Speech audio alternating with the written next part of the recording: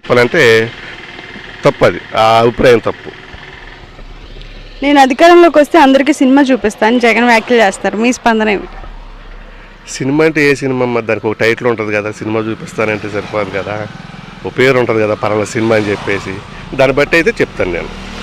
2027లో జగన్మోహన్ రెడ్డి గారు పాదయాత్ర చేస్తానంటున్నాడు, మరి ప్రజలు ఆదరిస్తారంటారా?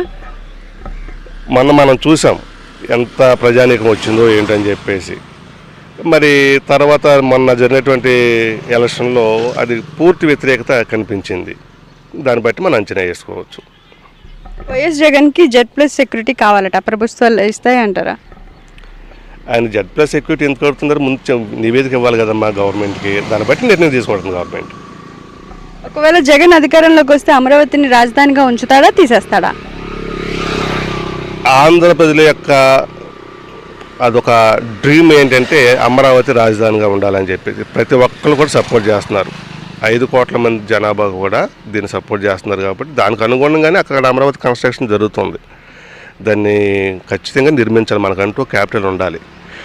ఒకసారి కట్టినట్టు క్యాపిటల్ని ఎవరు కూడా దాన్ని ఆఫ్ చేయకూడదమ్మా, తప్పది. ఎందుకంటే కొన్ని లక్షల కోట్లు పెట్టుబడి పెట్టాం, మనం డెవలప్మెంట్కి వెళ్తుంది, అది మన సొమ్ము కాబట్టి దాన్ని మళ్ళీ మనం పాడు చేసుకుంటే హక్కు లేదు, ఎవరికీ లేదు, మనకు కూడా లేదు.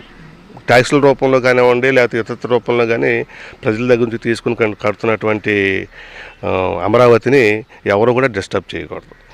ఇంకే వేరే కారణాలు ఉంటే దాన్ని సరిచేయాలి కానీ డిస్టర్బ్ చేయకూడదు.